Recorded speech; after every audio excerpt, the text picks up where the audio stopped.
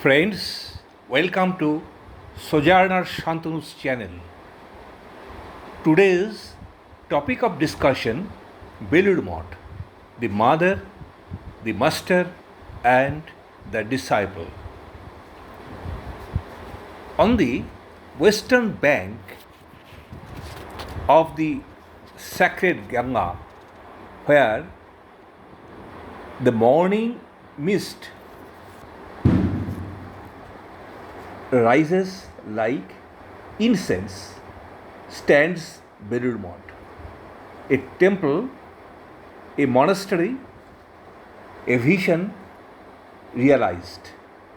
Here, silence has a voice and devotion takes form in stone and spirit.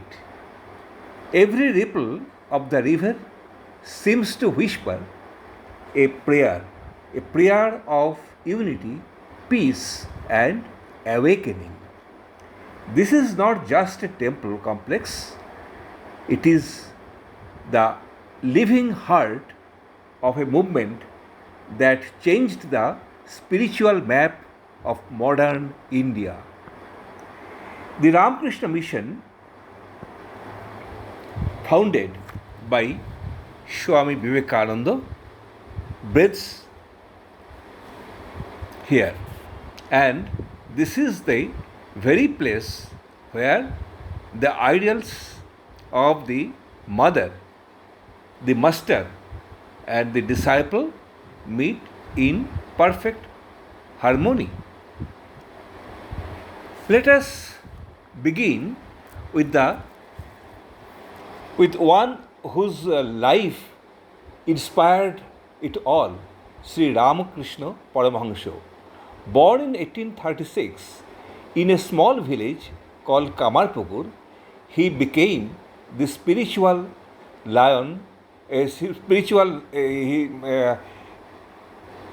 became the spiritual light of 19th century Bengal.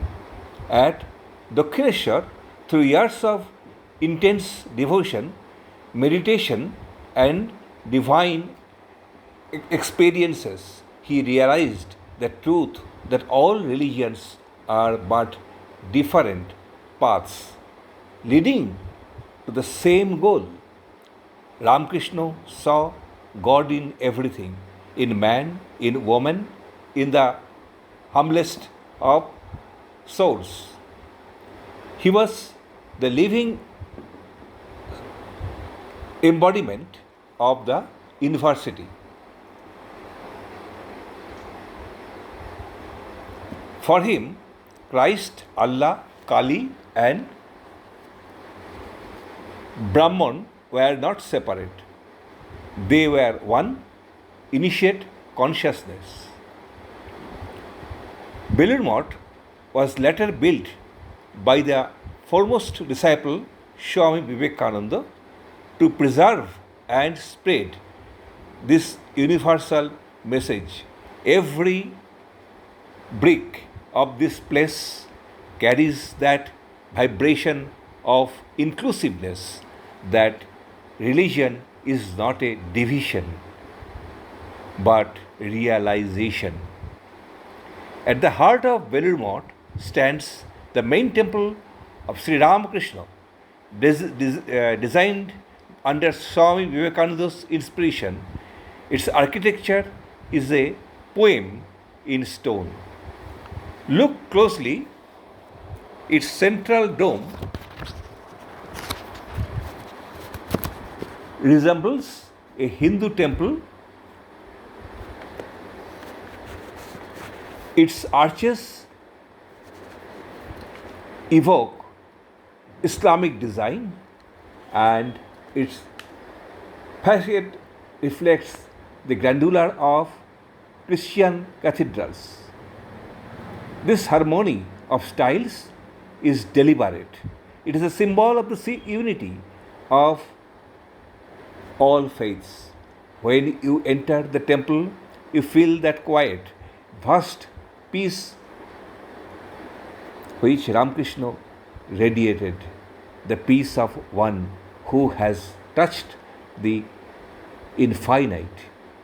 The image of Sri Ramakrishna sits there, serene and compassionate, gazing slightly upward, as if looking beyond the visible world.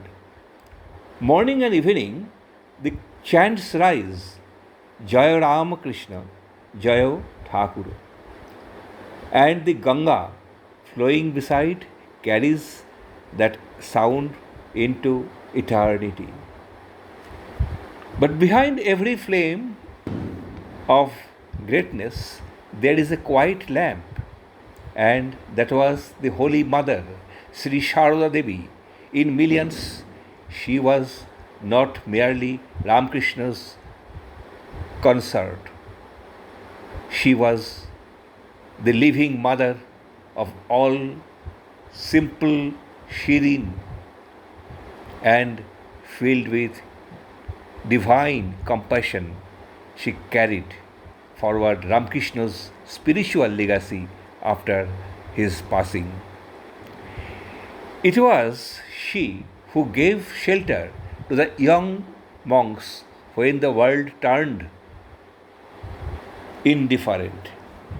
Her words were few, but each one was a drop of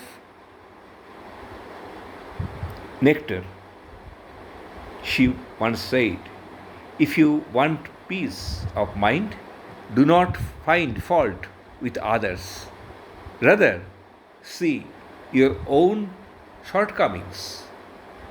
Her room at Belur Math remains as it was, modest, fragrant with memories.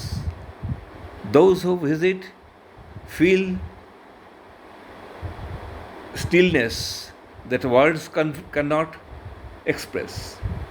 The mother represents the greatness of realization, the soft strength that sustains faith when passion fades.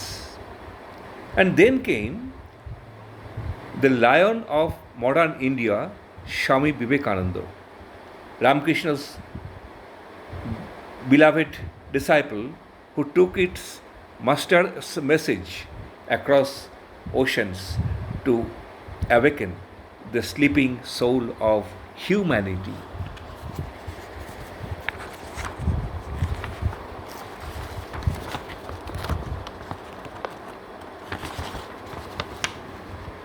When Vivekananda returned from the West after his historic address in Chicago, he envisioned a monastery, not just for worship, but for service. A place where monks would seek God in man and serve the poor was manifestations of the divine. The vision became Belur Math. He personally oversaw its design and construction, choosing this site where the river bends like a mother's arm embracing her child. He said, "This math will be a center of spirituality as well as of service, a combination of the East and the West, of ancient wisdom and modern work." His own room, here simple yet powerful, still carries the vibration of that fearless spirit. It was here on July 4th, 1902, that he meditated deeply, lay down, and quietly passed away into eternity, the flame of a short life, but a light that never fades. Among those who felt that light most deeply was Sister Nivedita, born Margaret Noble of Ireland. Drawn by Vivekananda's words, she came to India and dedicated her life to the service of Indian women and education. Her devotion was fierce, Her sacrifice complete. She walked the narrow lanes of Kolkata, teaching poor children, organizing women, and living the ideals of her master had taught. Vivekananda once said to her, "You are not a woman, you are the embodiment of Shakti." And indeed, she became one of the great bridges between the West and India, between intellect and devotion.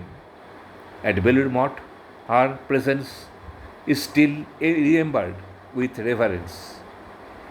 She was not born Indian, but she died as one. Her ashes rest near the Ganga in the lap of the land she served. Even today, Belur Math is not merely a monument, it is alive. With prayer, study, meditation, and service, monks and volunteers here run schools, hospitals, rural programs, and disaster relief, living out Vivekananda's message of Atmo Bhaksvatnam Jagato Hitayo Cha, for one's own liberation and for the welfare of the world. Visitors from every corner of the globe come here. Some seek answers, some seek peace, some simply sit by the river in silence, feeling the unseen presence of those three souls who still walk the sacred ground.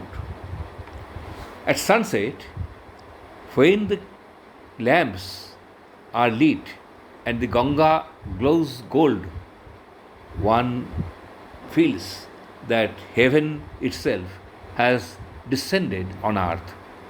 Belur Math is not just a place, it is an experience, a pilgrimage of the heart. Here, the story of the mother, the master, and the disciple becomes one eternal song. The mother's love, the master's realization, and the disciple's service, three notes of the same divine harmony. Standing on these sacred steps, one feels the quiet assurance that the world can still be beautiful if we remember the truth, the life for that God dwells in every being, and service is the highest worship. This is the perfect blend of Belur Math with Ma, Master, and Disciple. So, today is the end of this session, and next we'll meet with some other issues on religions or anything else.